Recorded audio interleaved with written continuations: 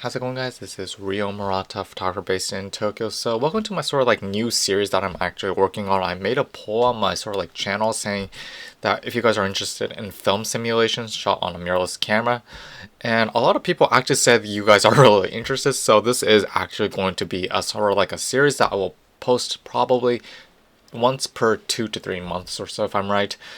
And in this series I will be posting on the film simulations from the mirrorless cameras that you guys probably know, Fujifilm.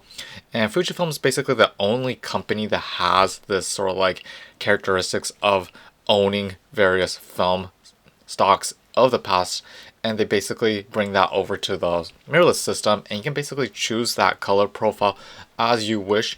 And I thought it would be worthwhile to sort of like make a series of videos regarding on that, and one video I will be talking about one simulations.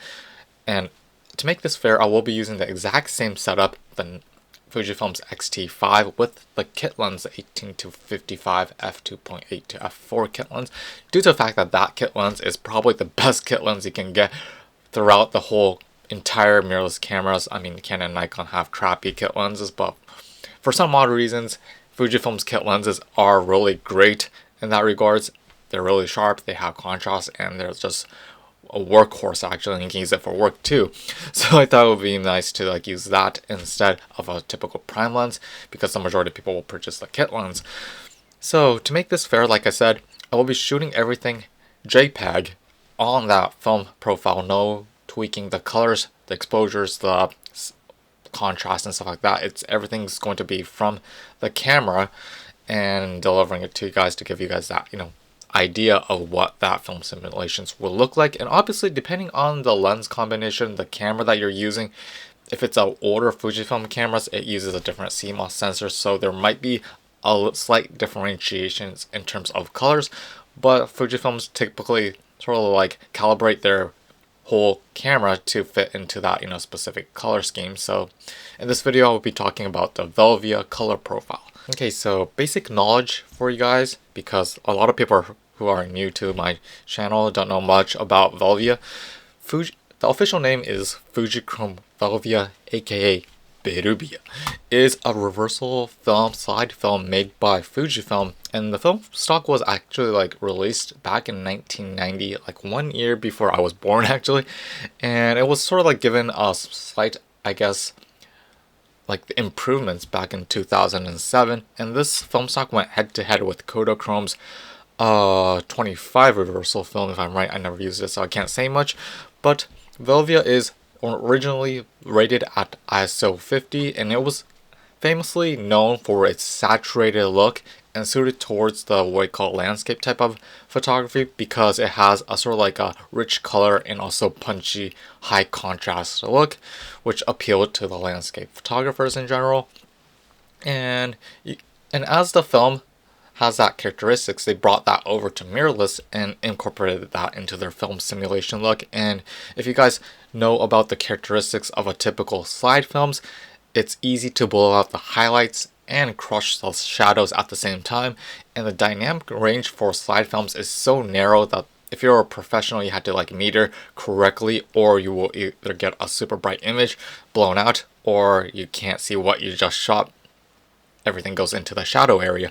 So it's actually a really hard to use film stock back in the days, but now they sort of like brought it over to the film simulation scheme, and now they sort of like increase, I guess, the dynamic range compared to film, so you can retrieve a little bit of the shadow details and the sort of like highlights if you shot it on mirrorless compared to like film.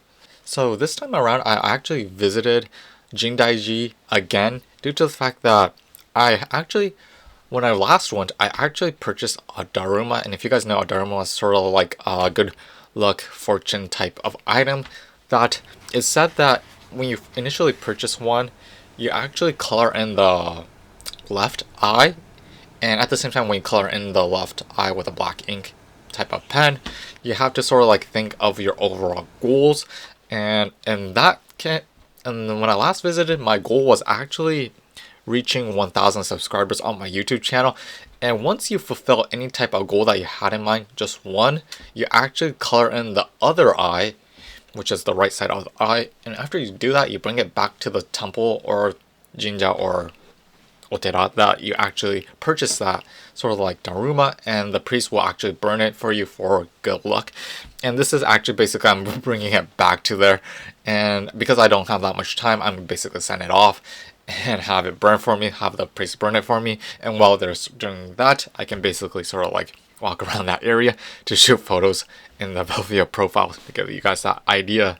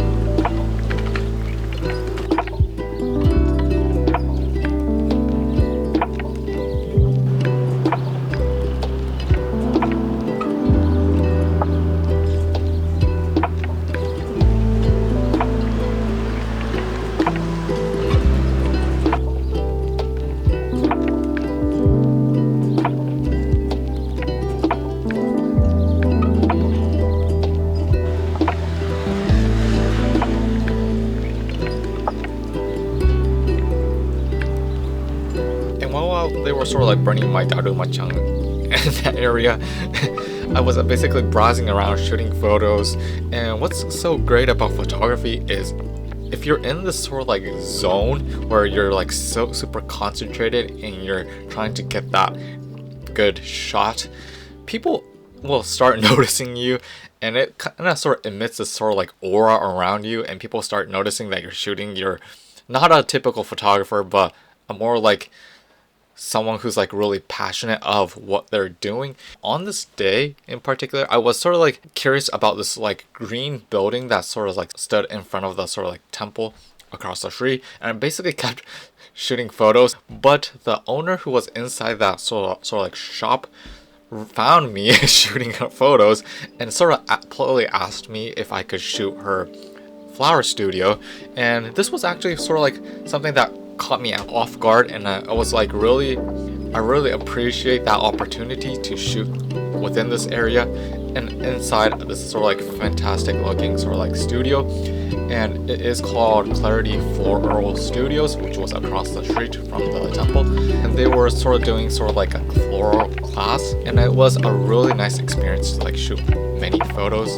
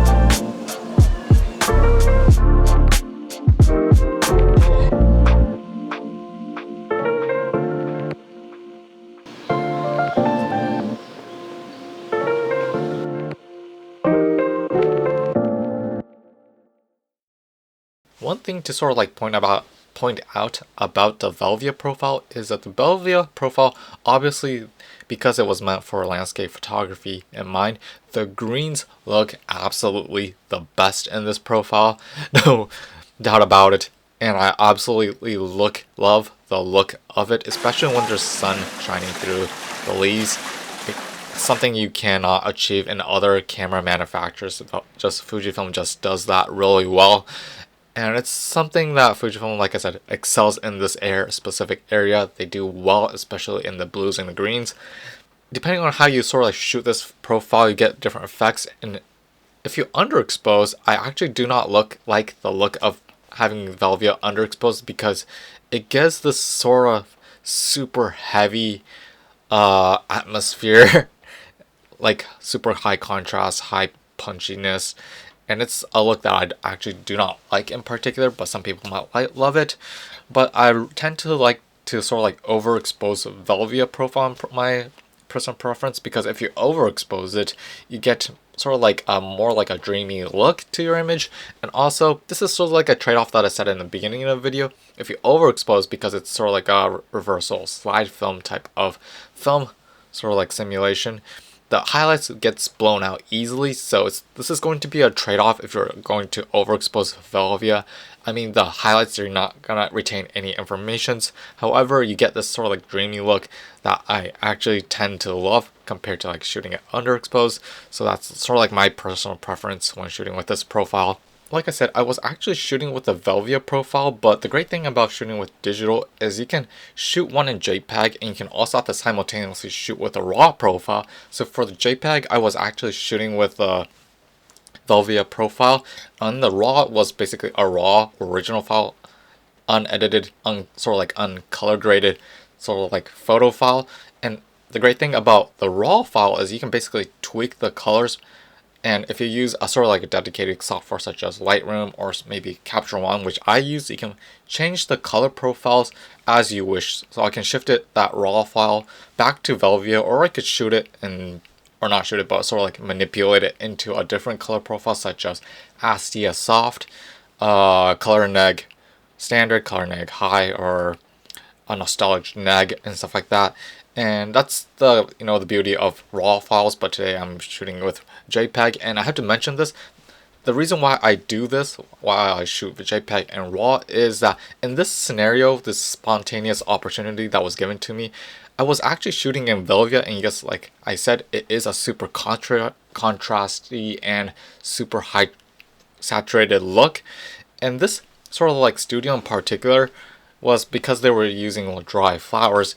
The Velvia profile actually does not look that great in my opinion, because it looks oversaturated. And also at the same time, when you're shooting indoors, Velvia isn't actually the best profile to shoot in, because everything becomes really saturated, colorful, and because we're using dry flowers, it actually looks too much punchy in my eyes. And honestly, if I was doing this as a real job, I would actually shoot with a profile that's sort of like in the not less contrasty, less saturated, muted looks such as Nostalgic Neg, or maybe Provia, or maybe ASTIA soft, to give a softer sort of like tonality to the image. And I'll just put two photos, one Velvia and one maybe Classic Chrome or maybe ASTIA soft, for your reference what it will look like.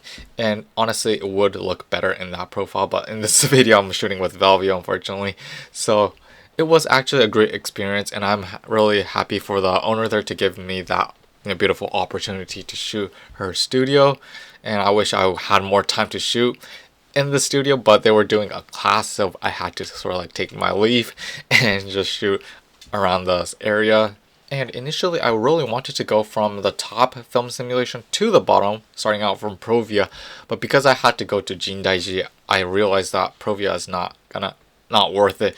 Velvia is the one to go when shooting these sort of like temples and also old historical buildings in particular that have a lot of greenery around that area. Velvia is actually the way to go, and I thought it would be better to shoot with this profile. And yeah, that's actually basically it. Hopefully I made this video sort of like informative and educational for you guys, and for people who are starting out. Velvia is a sort of like a profile worth testing if you're in those types of areas. And yeah, if you like this video, if you have any questions, I'm happy to reply. And yeah, we'll see you next time. Peace out.